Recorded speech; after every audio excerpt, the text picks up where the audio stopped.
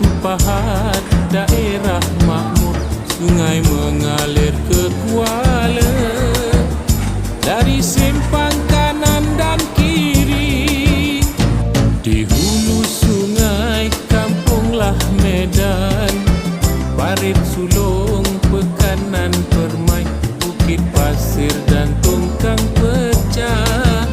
Semerah letak di utara.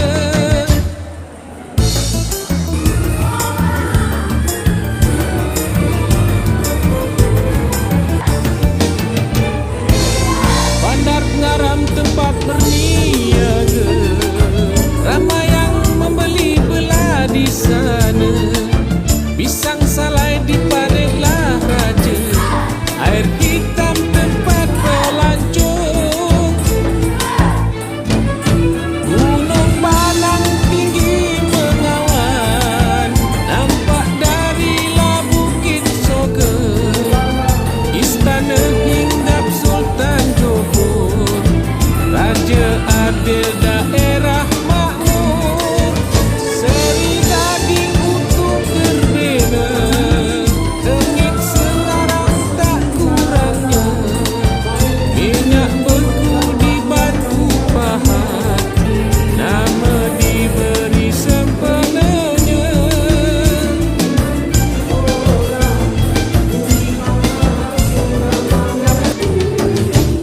Dahulu kala ia dibuka oleh Datuk Bentara Luar, satu hari bulan Januari 1894.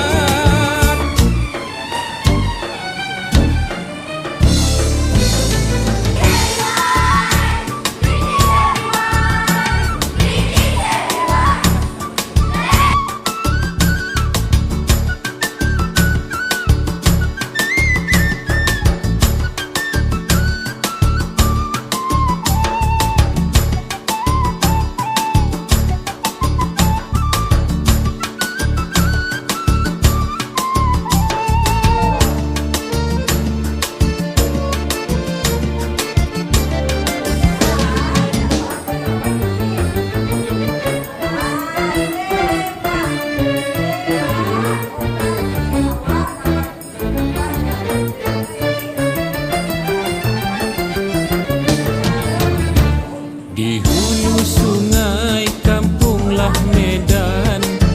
Parit Sulong, Pekanan Permai, Bukit Pasir dan Tongkang Pecah.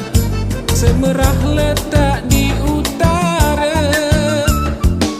Bandar Pengaram tempat berniaga, ramai yang membeli belah di sana.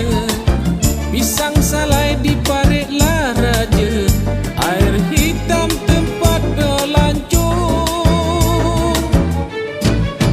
Gunung Banang tinggi mengawan, nampak darilah Bukit Soger.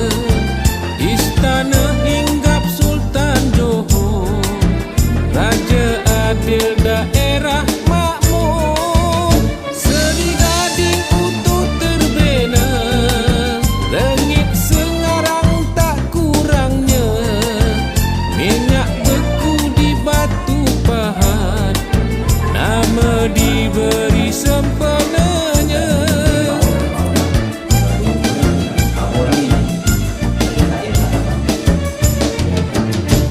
Dahulu kala ia dibuka oleh Datuk Bentara Luar, satu hari bulan Januari 1894.